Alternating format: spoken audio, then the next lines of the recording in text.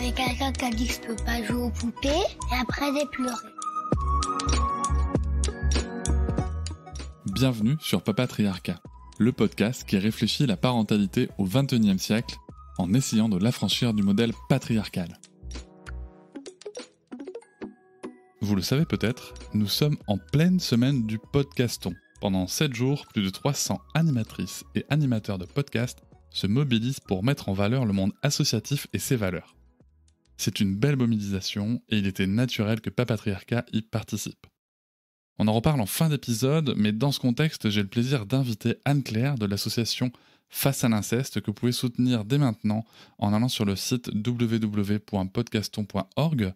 Le lien est en description de cet épisode bien sûr. Vous le savez, l'inceste est un sujet tabou en France et qui me tient particulièrement à cœur. Je suis ravi et honoré de soutenir l'association Face à l'inceste à nouveau dans le cadre du podcaston.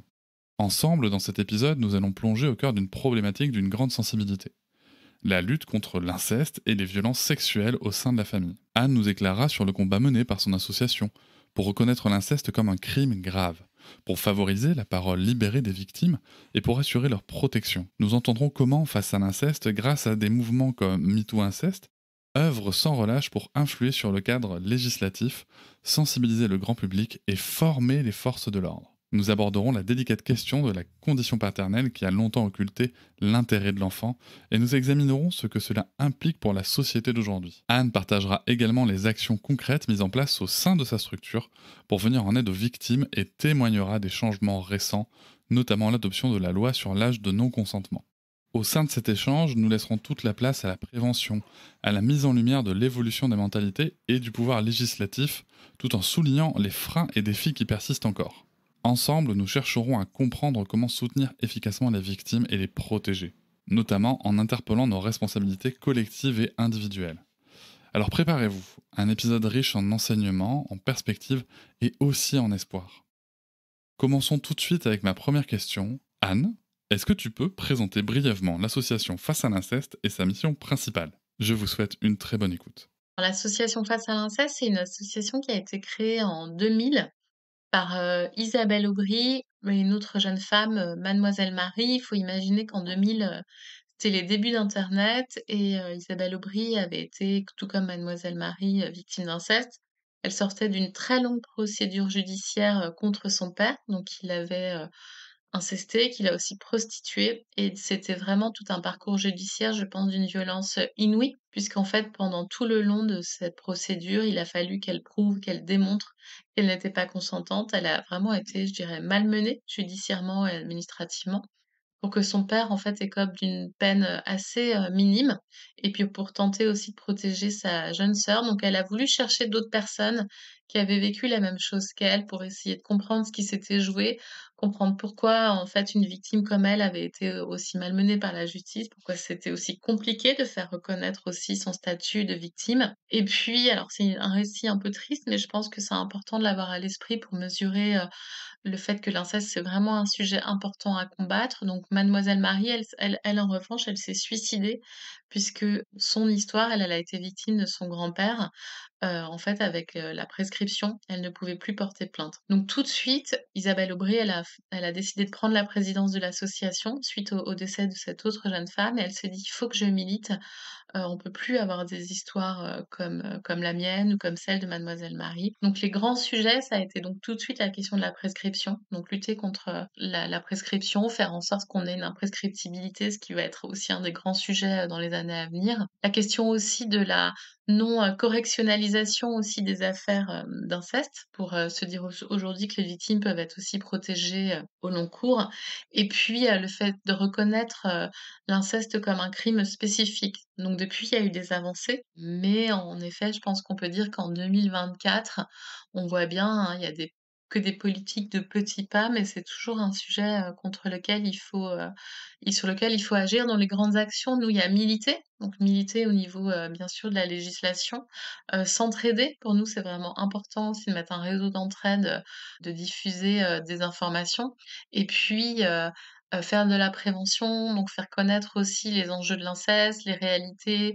la réalité des chiffres avec des sondages, des enquêtes, sensibiliser l'opinion publique parce que l'inceste, c'est un tabou encore puissant, même si ça change, hein, ces dernières années, pour que l'ensemble de l'opinion publique, soit à même de se mobiliser sur ce sujet. Quelles sont les principales actions, récentes, menées par l'association en 2022-2023? En fait, nous, il y a vraiment une bascule, dans l'association avec le MeToo Inceste. Le MeToo Inceste, il fait émerger aussi un soutien de partenaires, à nos côtés, donc des partenaires, des mécènes, privés.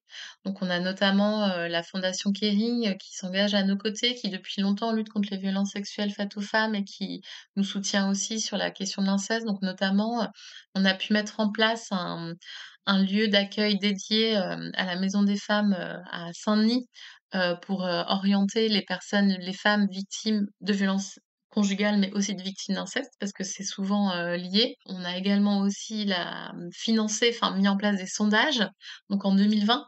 Donc, c'est le sondage où on a ce chiffre de un Français sur 10 victime, d'inceste, donc pour montrer vraiment la réalité. C'est un chiffre aujourd'hui dont tout le monde s'est emparé, avant le lancement de la Civise.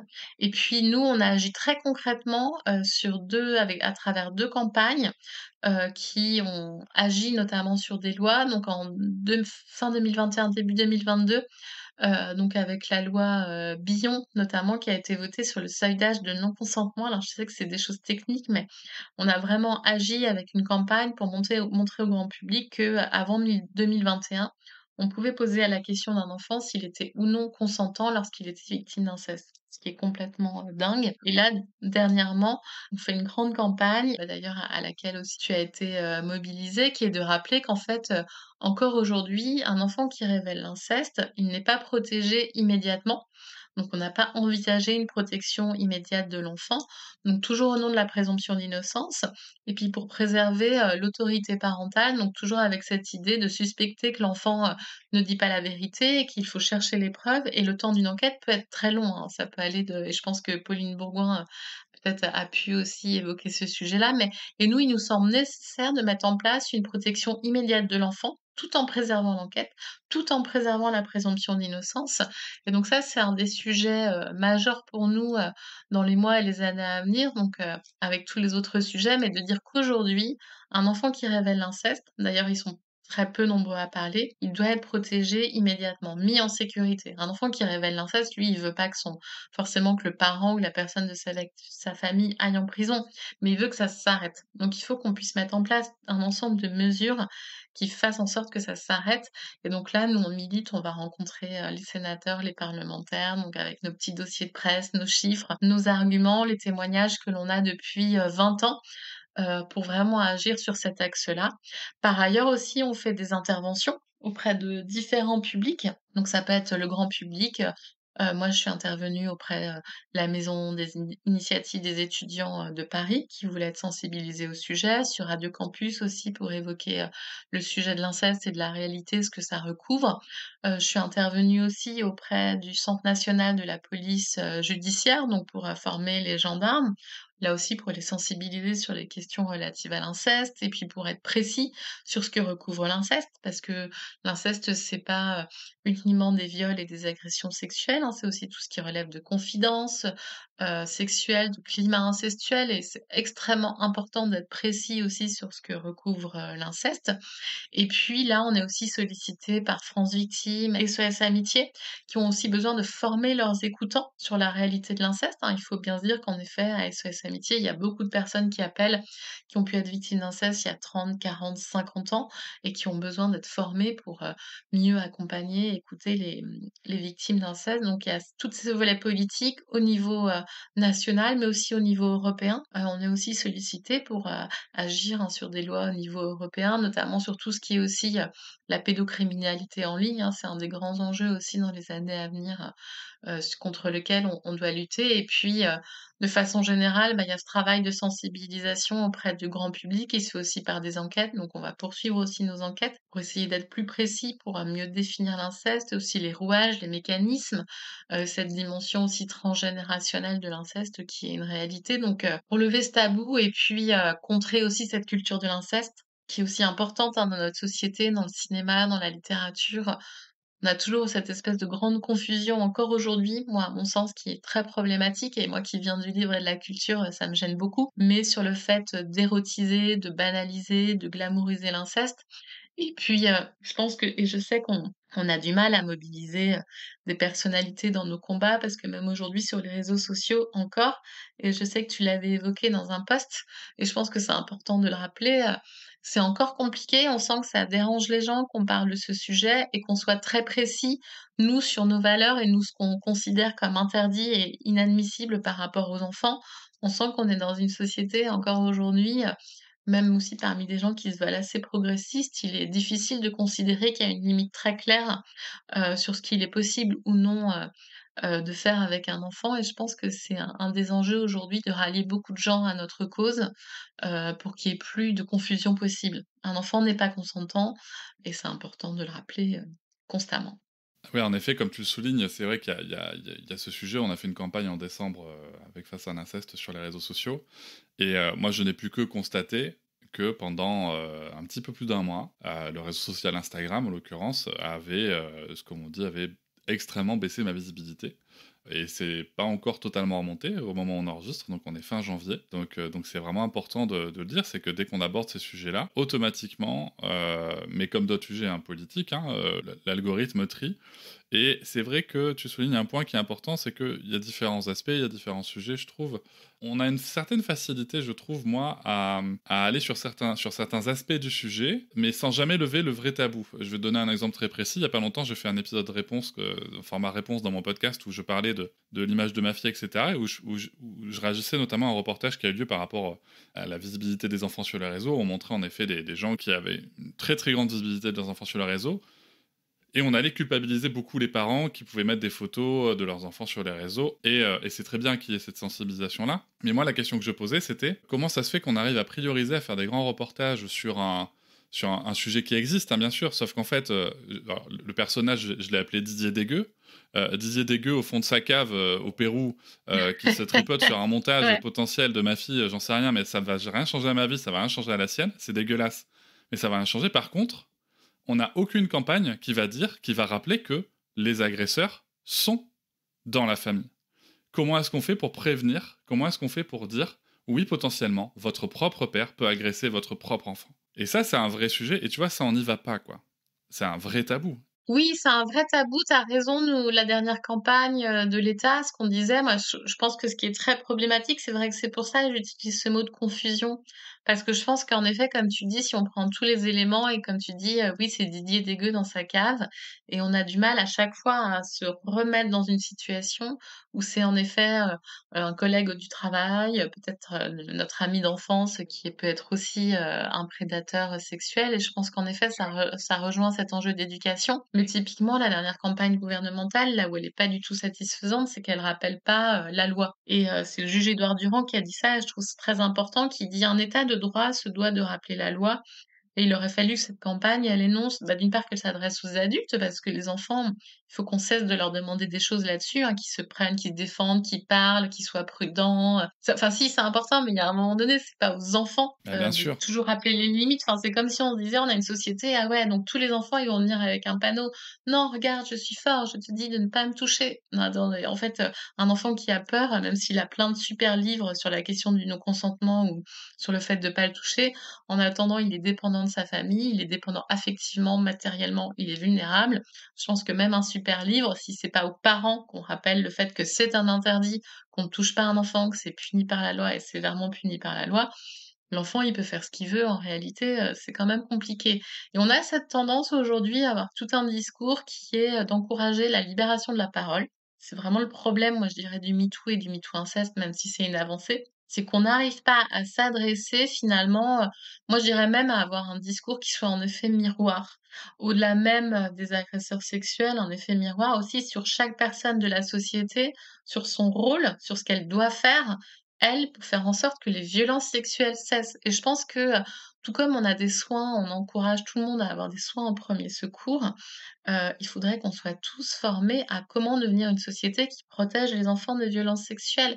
Moi, je crois beaucoup à la dimension pédagogique. J'espère que enfin, au-delà des lois, hein, je pense que les lois, elles posent un cadre qui est nécessaire pour, montrer qu'en fait, les lois enfin, agir au niveau des lois, c'est redonner du pouvoir aux enfants. Pour moi, quand je sais que sur la question de notre plaidoyer politique, ça parle pas toujours, au grand public, mais nous, c'est de se dire, en fait, toutes ces lois, le seuil d'âge de non-consentement, bah, en fait, ça peut, nous sembler très éloigné, de notre réalité, mais on a redonné du pouvoir aux enfants avec ce seuil d'âge de non-consentement et ça, c'est fondamental.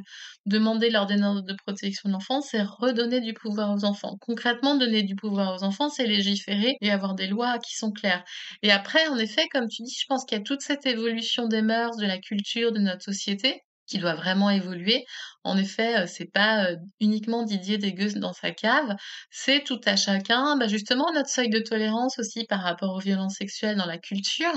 Tu vois, nous récemment, on a porté plainte contre, Bastien Vivès et moi je sens bien que tout le monde me dit, «Oh bah, tu sais, c'est quand même pas très utile, c'est du passé et puis il y a pas que Bastien Vivès, il y a tous les autres et puis, bah, c'est quand même plus utile d'aller former les gendarmes». Puis je me disais, je trouvais ça bizarre de mettre ça en comparaison et j'ai répondu, c'était une amie qui me disait ça, en plus moi je viens de l'édition, je lui dis: «Mais tu sais, oui, en effet, il y a d'autres, ouvrages qui se posent problème, mais par ailleurs quand même à ce point-là, il y en a pas eu autant, mais il faut quand même créer des précédents et avec cette affaire-là, nous, c'est aussi poser un discours clair. C'est à la fois de pouvoir dire, dans les formations professionnelles, nous, vraiment, on défend ardemment le fait que vous soyez vigilants à protéger les enfants, à entendre leurs paroles et à faire en sorte qu'ils ne soient pas, laissés, entre les mains de leur famille. Donc ça veut dire, eux, qu'ils soient éveillés et qu'ils prennent en considération le fait que la réalité, c'est que cet enfant, il est très fort probable qu'il dise la vérité et de l'autre côté, c'est aussi faire en sorte qu'on n'ait plus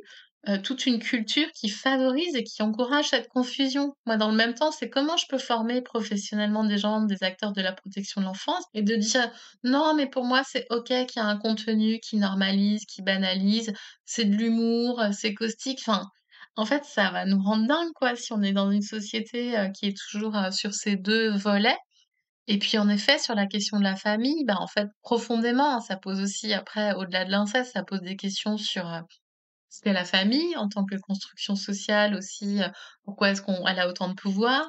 Pourquoi aussi on donne autant de pouvoir aux parents? Et puis, moi en ce moment la question que je me pose aujourd'hui, c'est comment ça se fait qu'on ait autant valorisé aussi la protection de l'enfance? Parce que très souvent dans les posts, on me dit: «Oui, mais un enfant qui parle, on peut pas le protéger et puis il va finir à l'ASE». Et puis, je me disais: «C'est étonnant qu'on en soit arrivé à un regard, aussi négatif sur la protection de l'enfance», alors que fondamentalement, bon, c'est par manque de moyens aussi, mais il y a quand même toujours cette idée de sécurité, et donc c'est aussi tout à chacun et c'est vrai que toi aussi, c'est le propos de ton podcast, c'est cette réflexion, mais c'est nous tous enfin aussi nous en tant qu'adultes, en tant que parents, c'est quoi notre marge de manœuvre vis-à-vis des enfants? C'est quoi aussi le fait de redonner du pouvoir aux enfants? Reconnaître aussi, c'est aussi un autre concept, qu'on est dans une société très infantiste, donc l'infantisme, c'est vraiment un concept qui vient dire: «On reconnaît pas les droits aux enfants, on reconnaît pas leur faculté de penser, leur faculté aussi à nous apprendre des choses encore» et puis je pense aussi aujourd'hui et moi c'est un vrai sujet pour moi pour la suite sur l'inceste, c'est que tous soit en témoignent en tant que parents protecteurs, moi-même en tant qu'association, qui lutte contre l'inceste, mais je trouve qu'on n'a jamais été aussi éloigné de la parole des enfants. En fait, il y a pas de dépistage auprès des enfants, on n'entend pas les enfants, même avec la CIVI, c'est des victimes adultes, qui ont parlé et c'était fondamental, mais elles avaient en moyenne 44 ans et moi, dans mon esprit, je me suis dit: «Mais l'urgence, c'est tous les enfants aujourd'hui. Tous les enfants aujourd'hui et ben là, qu'est-ce qu'on fait tous pour protéger les enfants aujourd'hui?» Bah, faut être honnête, hein, à ce stade, même si on sensibilise, bah, on fait rien, quoi. On fait pas grand-chose et les enfants aujourd'hui, à qui ils parlent, comment ils identifient l'adulte de confiance? Est-ce qu'il y a un affichage dans les écoles pour leur dire: «Parle»? Bon, il y a le 119 maintenant, mais est-ce qu'entre eux aussi, ils sont capables d'en parler pour se soutenir, pour se dire: «Bah oui, il faut que tu identifies tel adulte»? Puis les adultes ont peur encore aujourd'hui, en réalité, moi, c'est ce que j'entends d'enclencher aussi des procédures de signalement et de protection des enfants. On est tous quand même encore avec cette idée de, mais ça va faire éclater la cellule familiale et la cellule familiale, c'est ce qu'il y a de meilleur pour un enfant. Enfin, tu vois, au-delà de l'inceste, Mmh, bien sûr. c'est du coup, En effet, comme tu dis, c'est notre parent, c'est nos proches, mais je pense que du coup, ce qui est difficile à considérer et d'un point de vue, je pense, psychologique et psychique, c'est de faire éclater des repères affectifs qui sont extrêmement sécurisants et réconfortants pour, les enfants. Alors bien sûr, tu tout à enfin moi je te rejoins complètement dans ce que tu dis, hein, que ce soit sur l'infantisme. Alors on a fait un épisode avec la docteure Lélia Benoît spécifiquement sur le sujet. J'invite l'auditoire à aller le réécouter. Aussi ce que tu dis sur la méfiance qu'on a envers les parents, enfin envers les enfants, pardon, c'est vraiment important parce que nous, je sais que dans les petites astuces qu'on a, par exemple, à la maison, c'est qu'on ne laisse personne dire que notre fille ne dit pas la vérité. Et y compris devant Sarah, puisque ma fille s'appelle Sarah. Et si tu veux, je vais donner un exemple très concret. Je vais donner 2 exemples très concrets sur 2 sujets. Donc le premier, c'est là-dessus. C'est par exemple, l'autre fois, c'est tout bête, hein, mais Sarah, enfin j'entends qu'il y a des hurlements. Ma belle-mère donnait le bain à Sarah. J'entends qu'il y a des hurlements, si tu veux, au moment où elle sort du bain. Voilà, donc bon, je laisse faire. Elle gère. Je lui fais confiance. Et c'est tout bête, hein, tu vas voir. Mais si tu veux, après, au moment du repas, on en reparle. Et je dis, bah alors Sarah, j'ai entendu que tu hurlais. Qu'est-ce qui se passait? Donc elle m'explique, oui, mamie, elle m'a sorti, elle était en train de me sécher alors que j'étais pas rincé. Je lui dis, ah bon, mais oui, hein, j'avais encore plein de mousse sur la tête et les cheveux. Je dis, ah bon, ma belle-mère qui passe, qui dit, non, non, mais pas du tout. Tu vois, en plus, ma belle-mère qui a un rapport à l'erreur Mmh. qui est très compliqué. Et je lui dis, ah bon, mais montre-moi où c'est que t'avais. Et en fait, elle me montre une petite partie, tu vois, comme ça, enfin, un tout petit bout sur son front. Et je lui dis, ah d'accord, donc ça, du coup, pour toi, c'était important. Et ma belle-mère qui passe et qui, non, mais tu vois, enfin, tu vois bien, faut pas croire tout ce qu'elle dit. Et là, en fait, si tu veux, elle a dit cette phrase, il faut pas croire tout ce qu'elle dit. Et très sérieusement, je l'ai arrêtée, je lui dis, elle s'appelle Micheline, je lui dis, écoute Micheline, je t'arrête tout de suite. Même si vous n'avez pas la même perception de la réalité, Sarah, on la croira toujours. Sarah sera toujours crue. Et ça, je pense que tu vois, c'est le genre de message qu'il faut vraiment passer dans la famille, qu'il faut passer auprès de l'enfant. Ça veut pas dire que l'enfant peut pas avoir en effet une perception. Bien entendu qu'elle avait juste un peu de mousse sur le front, je l'entends, tu vois. Mais je m'en fous. Sa parole est toujours crue, toujours écoutée. Et l'autre point, moi, qui nous avait vraiment fait réfléchir, alors c'est pas de l'inceste, mais tu sais, on a toujours tendance à, quand on n'est pas fautif, à se dire que quand même on en fait trop avec la SE, avec machin. Mais nous, tu vois, Sarah, elle est née, donc c'est un bébé métis qui est né avec des taches mongoloïdes, c'est-à-dire des taches qui ressemblent à des bleus. Elle en a sur les fesses, enfin elle en avait sur les fesses, ça s'en va avec le temps. Et quand elle est née, elle en avait sur les poignets, sur les épaules. Et le médecin a eu l'intelligence et l'expérience de dire on va le noter sur le carnet de santé. Et moi j'étais là, ouais, tu vois, pourquoi, tu vois, en mode innocence totale. Et en effet, on a pu constater que ce soit avec les pédiatres et même avec les personnes, les nounous qu'on avait vus pour les modes de garde, tout le monde, mais je dis bien tout le monde, ça alertait sur ces marques. Et c'est vrai qu'il y a un moment où on se dit, la première réaction, pardon, ça a été de nous dire, mais attends, mais comment est-ce que les gens peuvent oser penser ça de nous, tu vois? Et en même temps, est-ce que c'est pas ce qu'on veut aussi?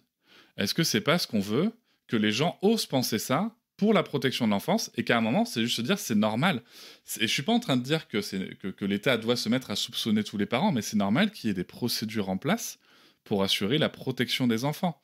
Et donc là, c'est vrai que j'ai pris un exemple un peu moins grave et traumatisant, bien entendu, que l'inceste, hein, mais c'est juste pour dire aux gens, bah oui, c'est pas forcément agréable quand on n'a rien fait, mais en même temps, si ça peut permettre à d'autres enfants d'être détectés, qui eux reçoivent des coups, qui eux peuvent mourir, bah il faut le faire, quoi.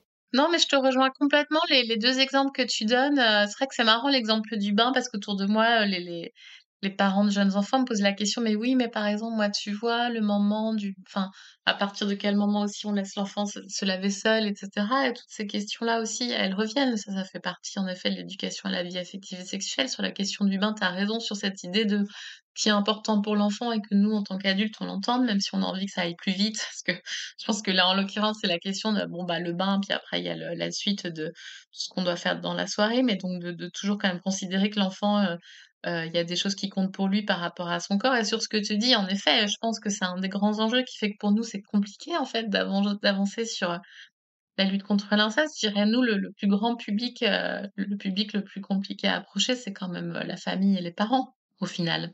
Parce que, c'est vrai que, tu vois, l'Union nationale des familles de France ne contacte pas, les réseaux, les fédérations de parents d'élèves ne contactent pas, l'éducation nationale ne contacte pas. Parce que je pense qu'il se joue là quelque chose qui est de se dire, en effet, ça va, comme tu dis, permettre d'autoriser le doute, et donc soi-même de pouvoir être, considéré, non pas une question de suspicion, mais en effet, mais cette question-là, en effet, tu le soulèves, elle est importante, mais j'ai envie de dire, c'est la même chose aussi dans la question des rapports hommes-femmes et puis sur la question des violences, faites aux femmes où en effet, bah, oui, on arrive aussi avec cette part de doute parce que c'est quand même, un système dans lequel on est tous et si on veut rétablir en tout cas des rapports de force, oui, il faudra en effet qu'on soit en mesure en effet de se dire que, dépister les enfants, c'est une des mesures de la civisme. Nous on préconise, hein, tu sais, avec une visite médicale, dépister les enfants, en effet, c'est effrayant, pour tout le monde. Tu vas te poser simplement la question à un enfant, très tôt: «Est-ce que tu es victime de violences sexuelles?» Ah bah là, ça va être, ce serait une levée de bouclier là aussi, mais je pense qu'en effet, on pourra pas, ne pas lutter contre ce sujet sans considérer la place des enfants. Mais moi, ça me fait aussi aller vers un autre sujet, je pense, qui est pas assez abordé et traité et pensé. C'est vraiment la question aussi de l'entrée dans la parentalité. Et l'accompagnement aussi en termes de prévention, parce que de toute façon, on va pas pouvoir, légiférer uniquement au niveau du pénal, hein, sur la question de l'inceste, sinon ça va être compliqué dans les années à venir. Mais en revanche, je pense qu'il y a tous les stades de prévention, donc l'éducation à la vie affective et sexuelle auprès des enfants, parce qu'un enfant aussi mineur peut être auteur d'agressions sexuelles et ça, c'est très difficile à penser, mais il faut le penser aussi, donc agir par la prévention, l'éducation à la vie affective et sexuelle. On attend que ce soit beaucoup plus important à l'école et je pense qu'on va finir par y arriver. Moi, j'étais sollicitée par des professionnels en périnatalité et l'idée aussi, c'est de se dire, ben, bon, d'une part, il y a la mère qui a les rendez-vous, au 1er mois de grossesse, mais souvent le père est là et là, je sais pas si, toi, tu as été sensibilisée à ce sujet? Est-ce qu'il y a eu un encadrement, qui était ou des poser des questions? Est-ce que vous avez été victime de violences dans votre enfance? Est-ce que vous avez été victime de violences sexuelles? Parce que nous, ce qu'on voit souvent, en fait, c'est beaucoup au moment de la parentalité, de la grossesse, qu'il peut y avoir des levées, aussi de déni, qu'il peut y avoir aussi des images, hein, qui surviennent et on sait qu'en fait, si on intervient dans la prévention avec des soins thérapeutiques, on pourrait faire en sorte aussi que ça ne survienne pas par la suite, hein.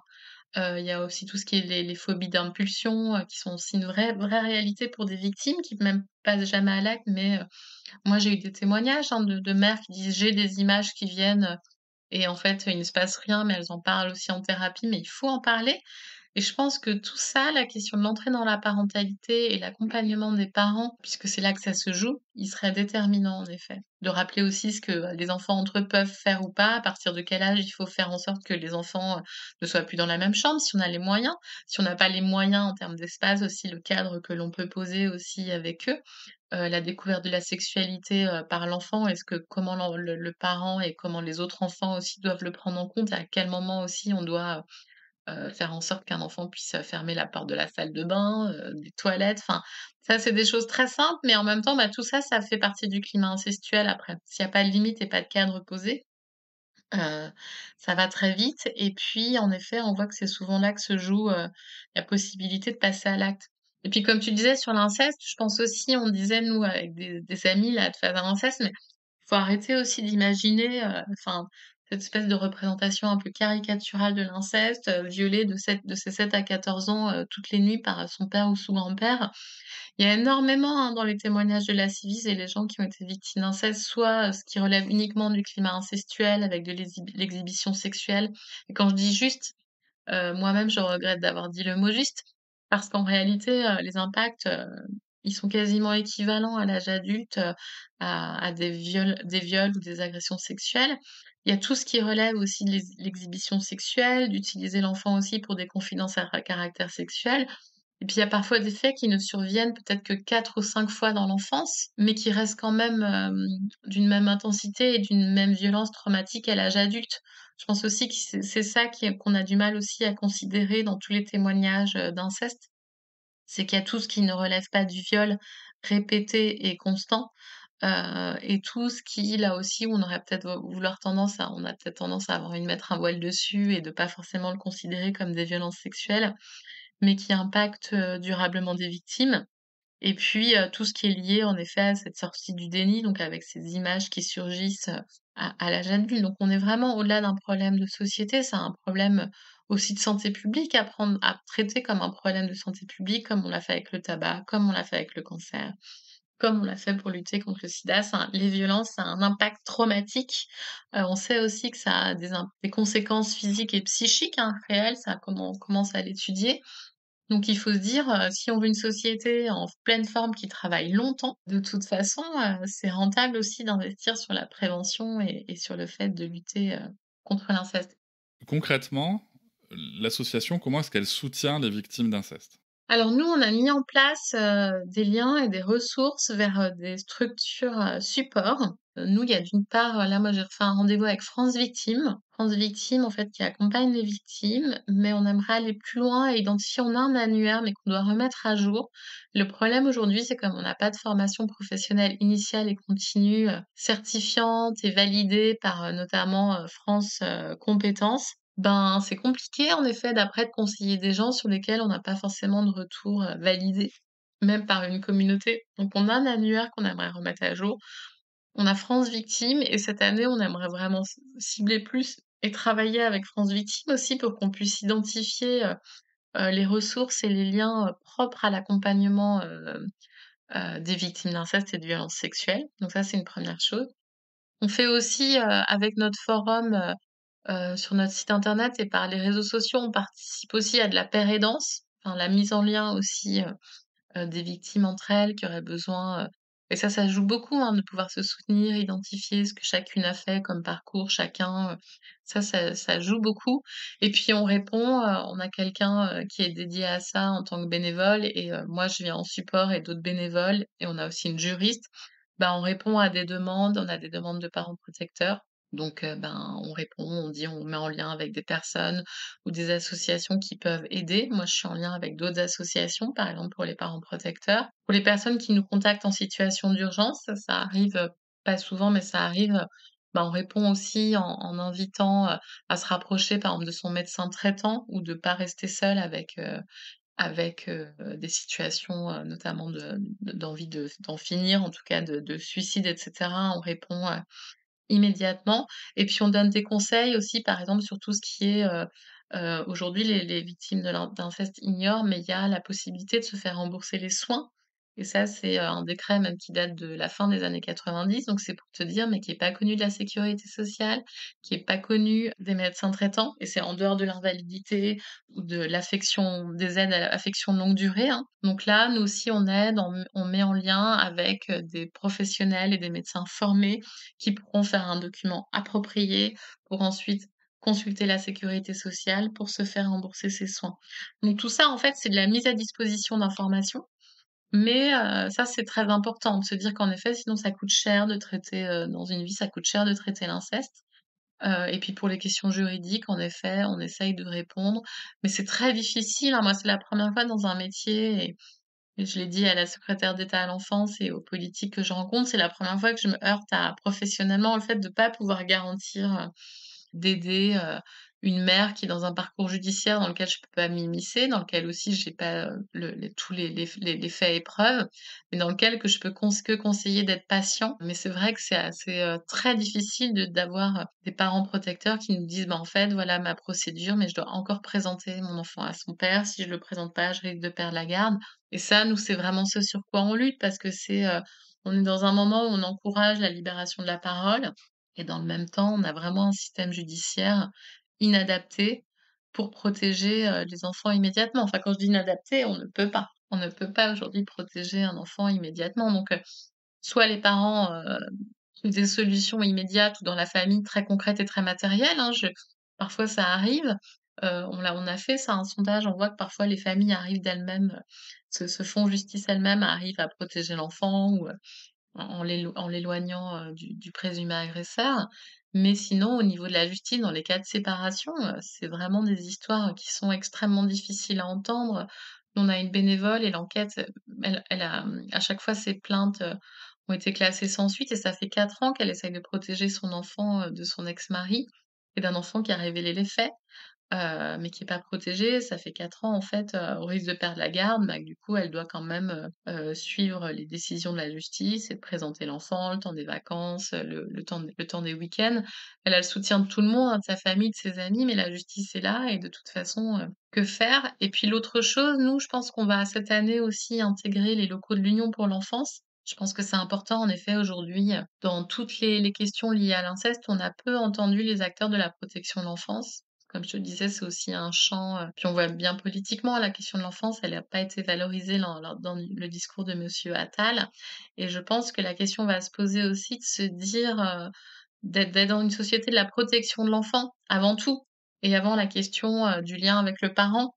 Faut-il garder à tout prix un lien avec un parent agresseur? Faut-il à tout prix, défendre ce lien-là, aux parents? Je pense que ça, c'est après même une réflexion, j'allais dire de société philosophique assez importante, mais c'est assez important cette question-là. C'est important aussi de comprendre, je vais me permettre, parce que c'est vrai qu'au moment où l'épisode sort, j'ai moi un travail sur une bande dessinée à paraître au mois de juin sur l'histoire de la paternité, et je pense je vais quand même transmettre quelque chose qui est évident et essentiel une fois que vous aurez... Enfin, quand ça sera sorti, vous pourrez le lire, mais moi, en tout cas, dans mes travaux de recherche, la culture de la puissance paternelle. Et c'est vraiment important de le comprendre, c'est que la puissance paternelle est au-dessus de tout dans notre culture depuis des millénaires, que la fin de la puissance paternelle qui a été remplacée par autorité parentale, c'est juste les années 70, donc c'était hier, hein. Et surtout en France où les choses changent de manière très très très lentement, c'est vraiment hier. Et en fait c'est ça qu'on constate, c'est que l'intérêt de l'enfant, l'intérêt pourtant supérieur de l'enfant, hein, si on en croit la Convention internationale des droits de l'enfant, article 3, passe culturellement après ce qui est le bébé de la puissance paternelle, c'est-à-dire l'autorité parentale. Et ça, c'est vraiment important de faire ce switch de quel est notre rôle de société. Est-ce que le rôle de société, c'est d'assurer une situation de pouvoir d'un groupe social, en l'occurrence, alors souvent, bien entendu, les pères, les hommes, et plus globalement les parents, sur les enfants? Ou est-ce que notre rôle de société, c'est de protéger ceux qui ont le plus besoin d'être protégés? Et ça parle pas que des enfants, du coup aussi, mais ça c'est un autre sujet. Mais en tout cas, en l'occurrence, les enfants. Et c'est vrai qu'il faut aussi oser regarder ça. Et tu retrouves aussi la même chose dans les freins parfois qui peuvent bloquer les victimes pour en parler. C'est parce que on ne remet pas en question la puissance du père, la puissance du grand-père, Complètement. la puissance du Bah, là, je te patriarche. rejoins. Je pense que nous, là, tout ce sur quoi on milite, en fait, à chaque fois, c'est vrai que c'est là, tu dis, c'est une espèce de monde à l'envers. Bah, c'est vrai que moi, je repense au seuil d'âge de non-consentement. Faut réaliser qu'avant 2021, c'était à l'âge de 4 ans et un enfant, en fait, qui avait 5 ans, on pouvait lui poser la question: «Est-ce qu'il a été consentant?» s'il avait été agressé par, son père ou son grand-père. Enfin, en fait, tu te dis: «Mais c'est dément» Ah, c'est lunaire, hein, c'est et là, lunaire. c'est la même chose sur l'ordonnance de protection de l'enfant. Nous, on a des gens qui nous disent: «Oui, mais quand même, c'est déjà ça, puis on peut pas, en fait, enfin, la présomption d'innocence finalement, c'est vraiment l'argument pour protéger les parents agresseurs. Je dis parents parce qu'il y a aussi parfois, enfin, c'est surtout quand même des pères, mais on essaye aussi de se dire qu'il y a aussi des cas de mères et pour nous, c'est Oui, il y en important a, il y en d'inclure a. tous les cas.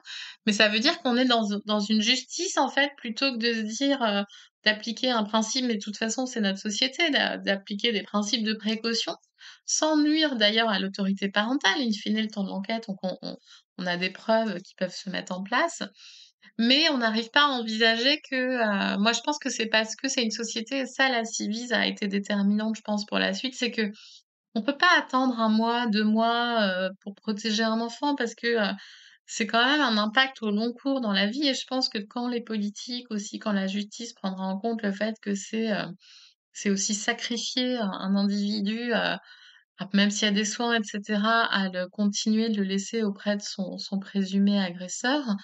Je pense qu'en effet, il y a des constructions juridiques profondes à revoir, hein, cette ordonnance de protection de l'enfance et notamment il y a l'ordonnance de protection dans le cas de violences faites aux femmes. C'est une loi d'ailleurs qui est en train de passer aussi à l'Assemblée nationale, donc pour les femmes, on y arrive, on commence à le mettre en place, à avoir des lieux dédiés pour être protégés immédiatement. Pour les enfants, ça résiste et ça résiste aussi parce que cet enfant, en effet, il y a ses 2 parents et puis il a pas on l'entend pas, enfin cette voix d'enfant, je pense que c'est aussi comment, on dit: «Je te crois, je te protège», mais et moi comme je te disais, tu vois, par exemple, je suis très étonnée sur les réseaux sociaux. Alors après, je suis pas sur tous les réseaux sociaux, je suis pas sur TikTok, mais le MeToo, en fait et on voit bien Emmanuelle Béard, les femmes qui parlent, elles ont plus de 40 ans. Enfin, je pense aussi même à Judith Godrèche, c'est autre chose, mais c'est de l'emprise aussi d'un homme, sur elle alors qu'elle était, enfant. On n'arrive pas à faire parler, les adolescents ou les jeunes adultes d'aujourd'hui sur ces sujets. J'ai pas entendu moi quelqu'un, donc on voit bien que ce phénomène d'emprise et aussi de tabou En réalité, tant qu'on n'arrive pas à, j'allais dire, à rajeunir la libération de la parole, tu vois? Avoir un MeToo qui viendrait des plus jeunes, ça veut bien dire qu'on reste dans un discours encore entre adultes et il est fondamental. Mais moi, je trouve vraiment qu'il faudrait se poser la question, hein, pourquoi est-ce qu'on n'a pas, avec les réseaux sociaux aujourd'hui où tout est rendu possible, alors bien sûr, ils sont dans leur famille, mais tu vois, même des jeunes adultes qui sont plus forcément dans leur famille, qui auraient entre 18 et 25 ans. On n'a pas une grande mobilisation de cette tranche d'âge-là. Donc ça veut bien dire que la question du tabou, elle est encore très forte et pourquoi on n'arrive pas à avoir cette parole-là? Moi, c'est une vraie question que j'ai pour la suite. Pourquoi est-ce qu'on n'a pas les plus jeunes adultes? Socialement, quand même, je pense ce qu'on a le droit de dire, c'est aussi que ce sont des jeunes adultes qui sont conditionnés à ce que leur parole, de toute façon, ne soit pas écoutée.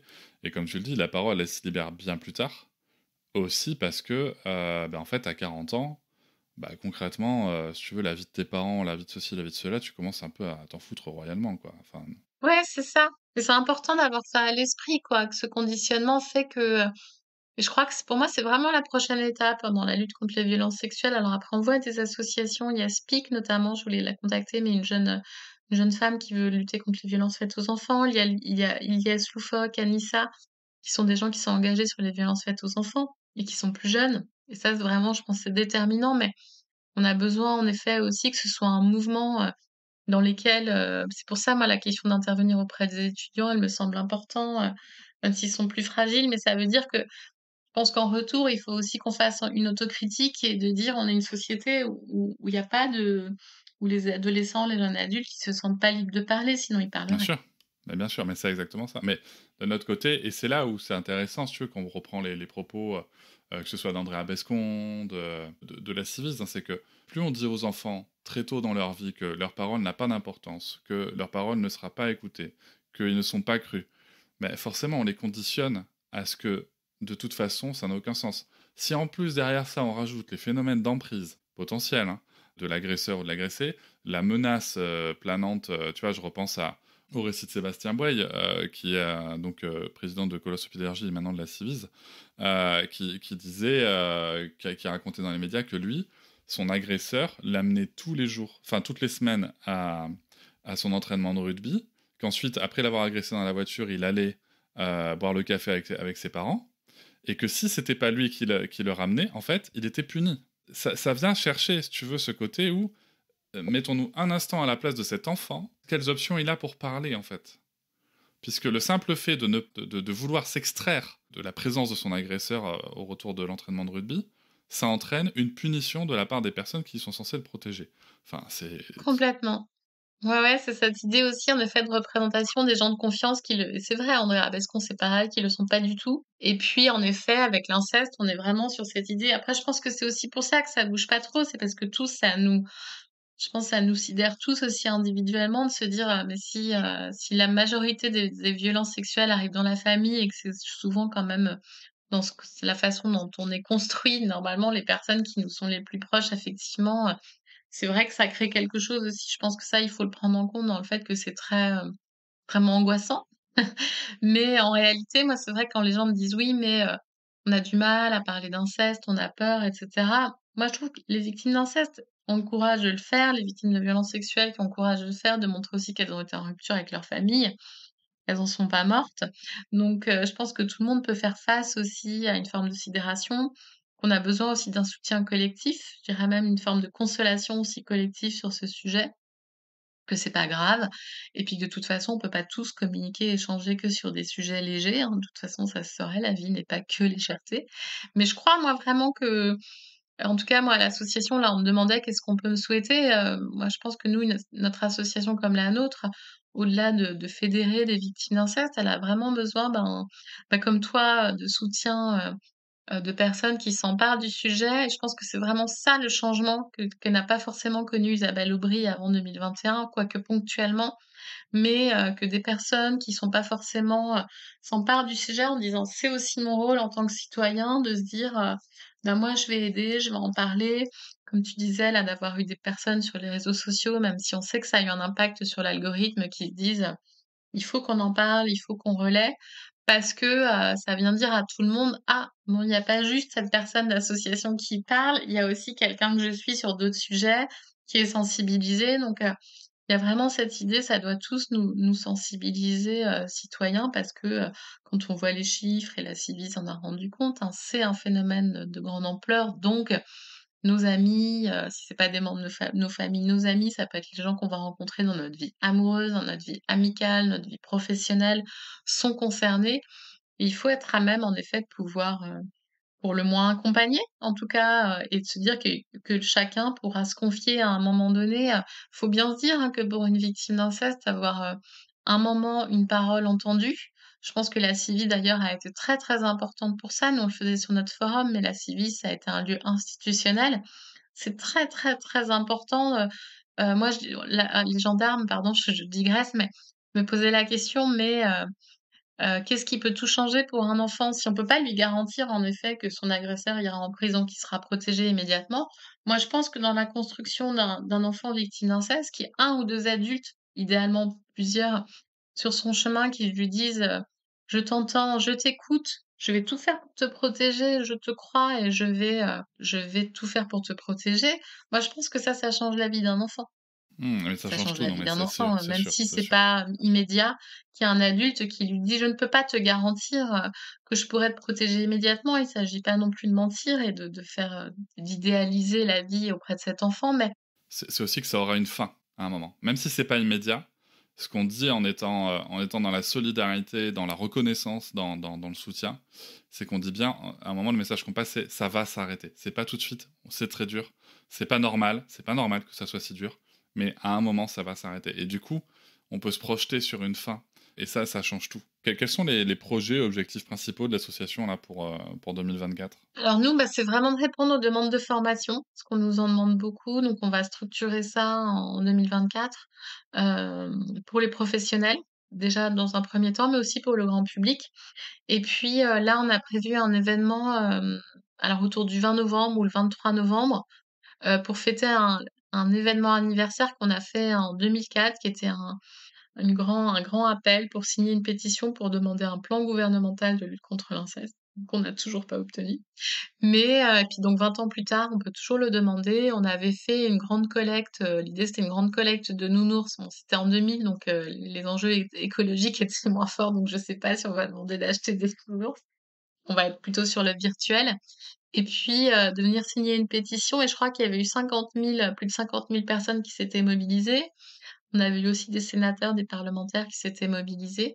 Donc, pour nous, ce serait important, en effet, ben, on est toujours sur les mêmes combats, hein, donc de toute façon, enfin malheureusement, et puis il y a les 82 préconisations de la Civise qui reprennent aussi, quasiment, je crois, la totalité. On n'a pas encore pointé, actuellement, mais nous, ce qu'on demande pour lutter contre l'inceste. Donc, concrètement, moi, avec, Aude, qui est la chargée de plaidoyer et de communication, on va rencontrer les parlementaires avec nos petits dossiers de presse et on va leur dire: «Vous pourriez faire une proposition de loi, vous pourriez soutenir cette proposition de loi». Et puis là, on va aussi aller rencontrer au niveau des ministères les personnes qui sont à même de concrètement mettre en place des circulaires pour avoir la protection immédiate de l'enfant.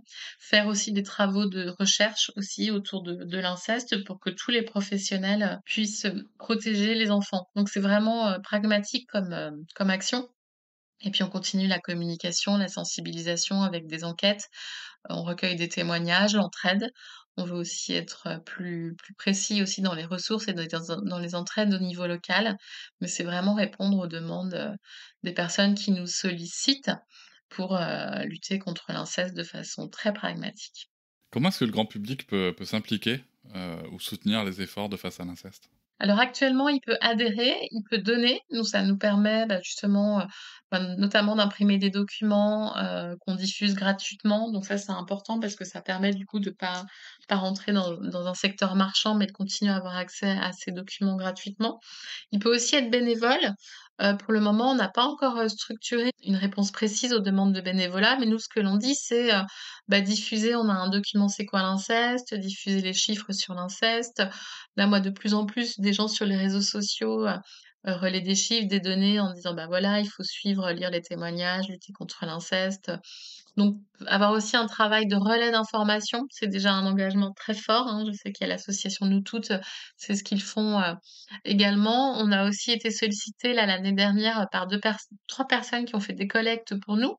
Donc, avec un travail de sensibilisation aussi, en disant: «Voilà, on collecte pour l'association Face à l'inceste, pour lutter contre l'inceste» et après nous, ça nous permet, de diffuser nos documents, d'aller intervenir, bénévolement, bah, auprès des gendarmes, SOS Amitié, donc s'engager, puis pas hésiter, moi je pense à s'emparer aussi du sujet, bah, comme tu le fais pour, nous on a des documents, prendre nos documents et puis aller, organiser des conférences, des tables rondes aussi dans son école, si on est parent, de mobiliser en tout cas pour lutter. Nous on a un petit document «C'est quoi l'inceste?» qu'on a envoyé dans les PMI et les médecines scolaires.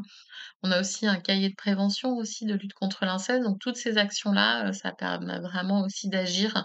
Il faut que le mot soit là, que les documents soient distribués, parce qu'il faut se dire que c'est aussi un sujet, on en a beaucoup parlé, on en parle plus, mais on n'a pas encore touché tous les publics et concrètement, on n'a pas levé aussi les appréhensions auprès de tous les publics pour s'engager dans la lutte contre l'inceste. Alors pour finir, quel message tu aimerais transmettre à celles et ceux qui pourraient être confrontés à cette problématique dans leur entourage? Ben, moi, je sais que quelque chose il y a un discours qui m'a émue et moi aussi dans mon parcours, c'est quelque chose que j'ai trouvé très, très déterminant. C'est, «Vous n'êtes pas seul», c'est Nashino qui dit ça, «Vous n'êtes pas seul» et je crois que dans la question de l'inceste ou des violences sexuelles, ce qui est le plus difficile, c'est ce sentiment de solitude quand on parle pas, quand on a peur de parler et puis, une fois que l'on parle et qu'on s'aperçoit qu'il y a des réseaux, je crois que se sentir entouré de personnes qui sont à même de nous comprendre et c'est le cas face à l'inceste, de se soutenir les uns les autres, je pense que ça change tout. Donc je dirais: «Vous n'êtes pas seuls» et puis comme tu l'as dit, ça va s'arrêter. Mais surtout, vous n'êtes pas seuls et on peut vous aider pour que ça s'arrête au plus tôt. Merci beaucoup Anne-Claire. Merci à toi. Et voilà, cet épisode un peu spécial touche à sa fin. J'espère que vous l'avez apprécié et je vous encourage à visiter le site www.podcaston.org, toujours en description de l'épisode, pour découvrir des centaines d'autres associations à travers d'autres excellents podcasts. C'est aussi l'occasion, si vous en avez la possibilité, de faire une promesse de don pour l'association Face à l'inceste, et là aussi cela se passe sur podcaston.org, très facilement. On compte sur vous et merci pour votre fidélité à Papatriarcat. À bientôt.